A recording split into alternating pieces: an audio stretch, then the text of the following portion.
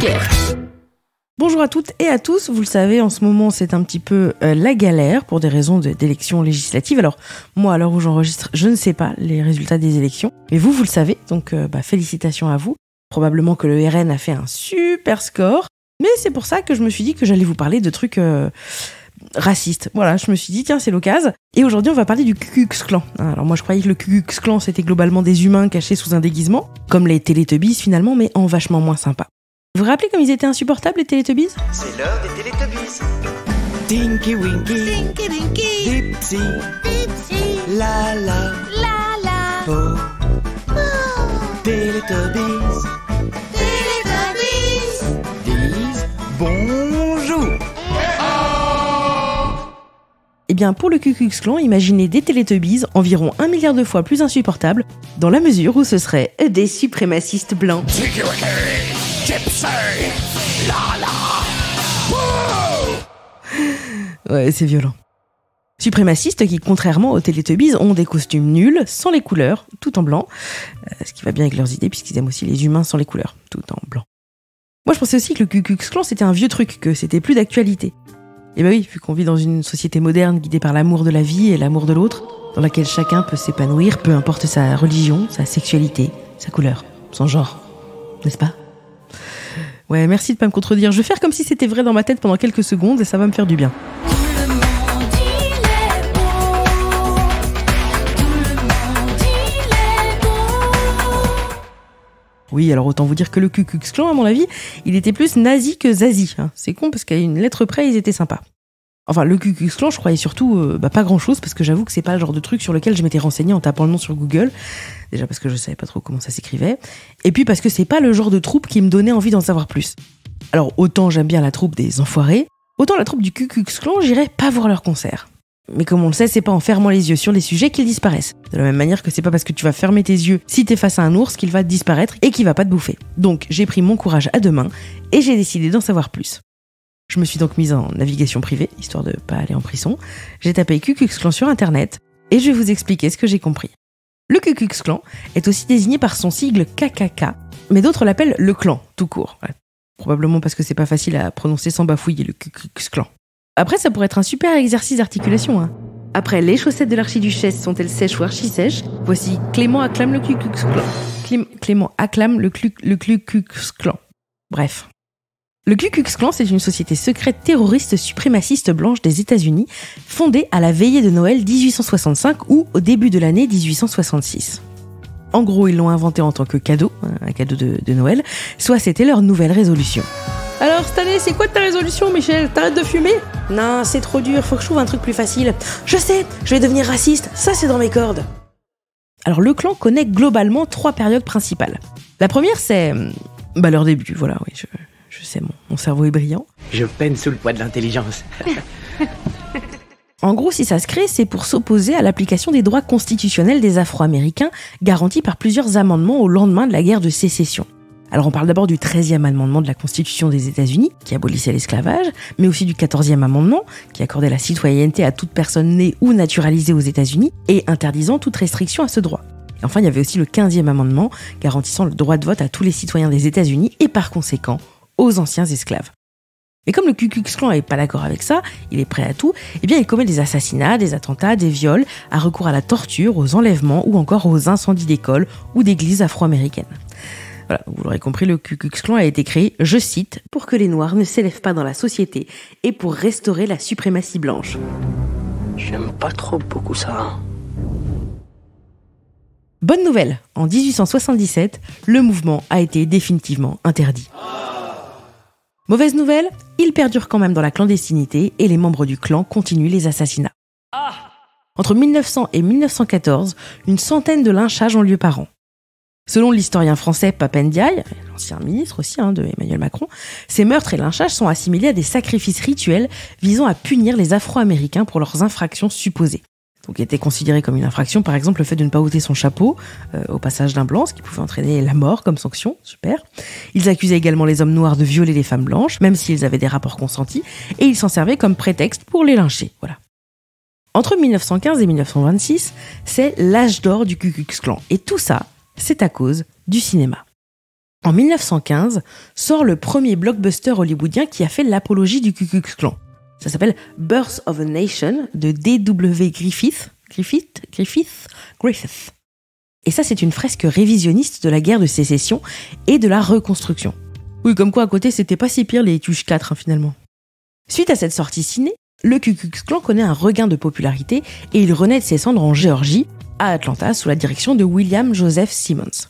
C'est à ce moment-là que le costume des membres commence à se populariser. Alors il est généralement composé d'une longue robe ou tunique blanche qui recouvre le corps jusqu'aux pieds et qui comporte le symbole du clan cousu sur la poitrine. La robe est surmontée d'une capuche pointue qui masque l'intégralité du visage, à l'exception des yeux. Alors le costume peut quand même varier niveau couleur, suivant les régions et le rang du membre du clan qui le porte. Mais il est surtout conçu pour conserver l'anonymat de la personne qui le porte et lui donner un aspect intimidant. Et ça marche. Alors, ils sont aussi ridicules, rapport à leur capuche 100 fois trop grande qui ressemble à rien, mais ils sont intimidants aussi à la fois. Disons qu'ils sont intimicules. Je m'habille mal. C'est en 1920 que le clan décolle puisqu'il passe en quelques mois à peine de 2000 à 300 000 membres grâce aux mêmes stratégies qu'une campagne électorale. Ils ont des recruteurs partout, ils envoient des salves de courrier bien ciblées et ils multiplient les conférences. Et c'est là que commence la seconde période du Ku Klux Klan. Alors ce second Ku Klux Klan, c'est le même qu'avant, mais on y ajoute des trucs comme l'anticatholicisme, l'antisémitisme ou plus globalement l'opposition aux immigrés. À l'époque, les représentants du Ku Klux Klan tentaient quand même de normaliser et justifier les idées de leur mouvement dans les médias en déclarant, je cite, « On est juste pro-américain mais pas du tout anti-catholique, anti-juif ou anti-nègre ». Ben voilà, anti-nègre, évidemment, belle formulation. Bon, en fait, en gros, ce qu'ils viennent de dire, ça revient exactement à dire « Bah non, je suis pas homophobe, j'ai rien contre les PD » ou « Je suis pas raciste et antisémite, j'ai plein de potes chingtok et mon beau-frère, c'est un youpin ». Ah bah c'est bien ça, Michel, tiens, regarde, ça c'est pour toi, c'est le prix Nobel de la paix. Voilà. Ainsi que le prix Nobel de « Tu nous prendrais pas un petit peu pour des cons par hasard ?» En tout cas, gros succès de cette nouvelle version du Ku Klux Klan, en tout cas, puisqu'en 1924-1925, il compte 4 à 5 millions de membres. C'est une des plus puissantes organisations politiques du pays. En août 1925, 40 000 membres défilent même devant la Maison-Blanche pour montrer qu'ils sont là, qu'ils sont forts et plus pour longtemps. Oui, parce que le Ku Klux Klan, c'est comme Secret Story finalement. Il y a des tensions dans le groupe, des non-dits, des dissensions, et au final, la pomme pourrie de l'intérieur, rien ne va plus, et l'organisation coule totalement dans les années 30.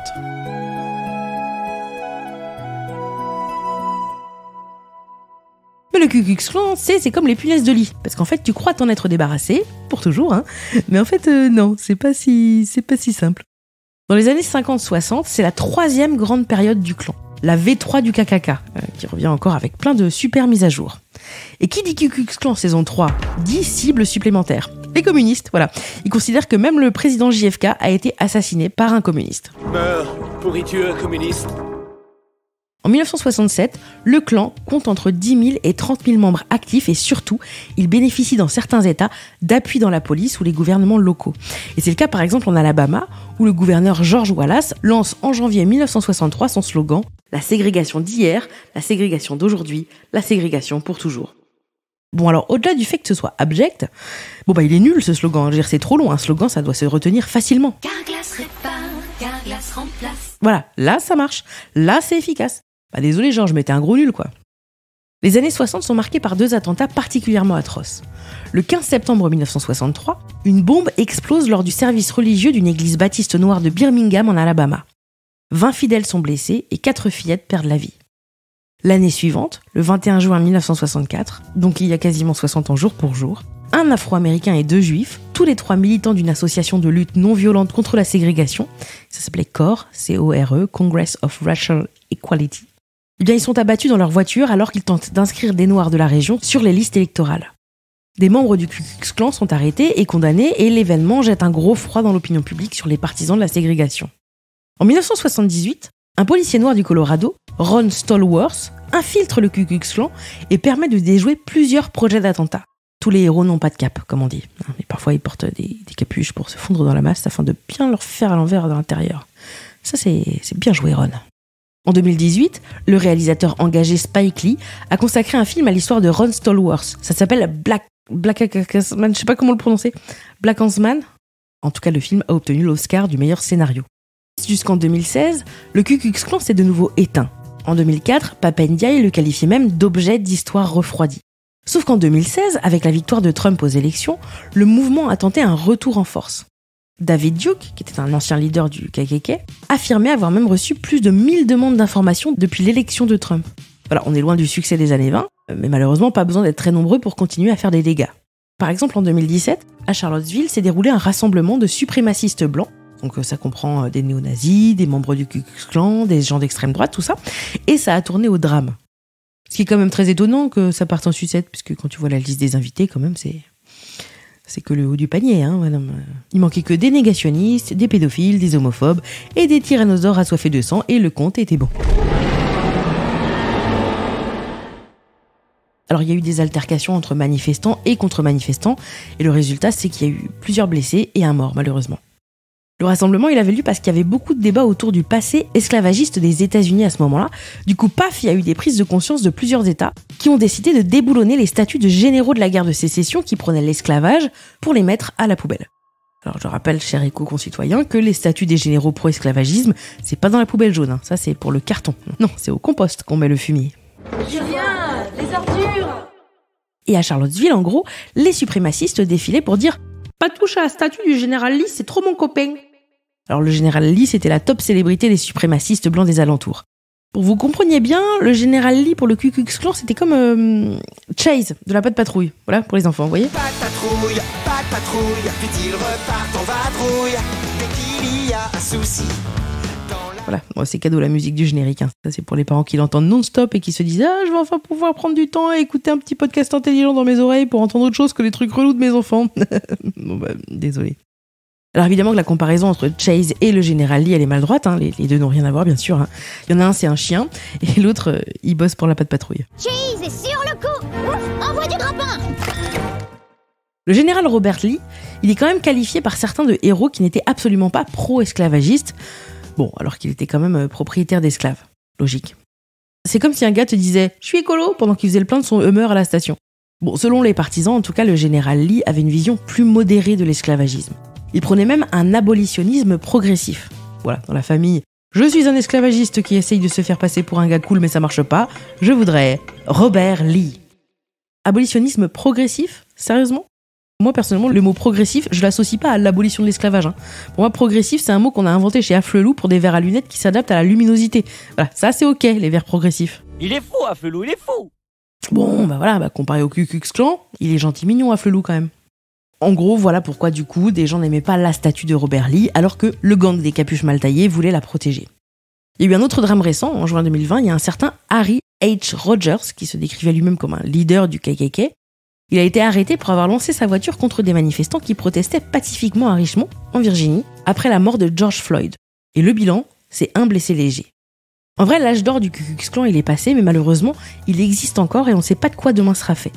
Aujourd'hui, les membres agissent de manière plus discrète et fragmentée.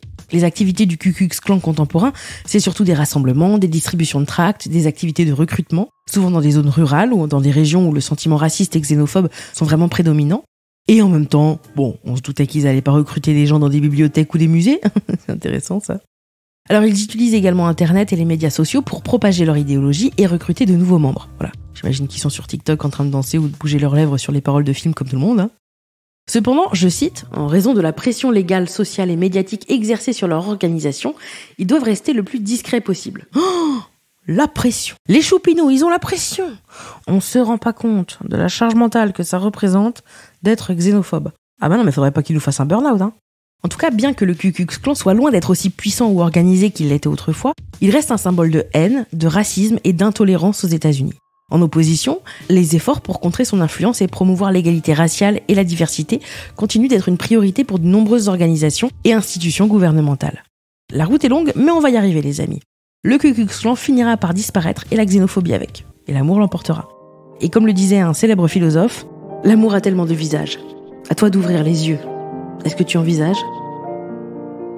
C'est Spinoza, je crois. Ou les L5, je sais plus pour vous. À ma décharge, ils avaient exactement la même façon d'écrire, tout le monde le dit. En tout cas, voilà, ça, c'était le Ku Klux Klan, mais en vulgaire. Et je prends quand même un temps pour vous dire, peut-être on peut vraiment écouter et regarder ce que c'est que ces gens qui sont pleins de haine et se dire que c'est pas non plus ça qu'on veut pour notre pays. Voilà. Enfin, en tout cas, moi, c'est pas ça que je veux pour mon pays. Voilà, bisous. Cet épisode de Vulgaire a été écrit par Grégory Vacher. Il a été réalisé avec amour par le merveilleux Antoine Ollier. La musique est du fantastique Guillaume Béra du collectif Branx.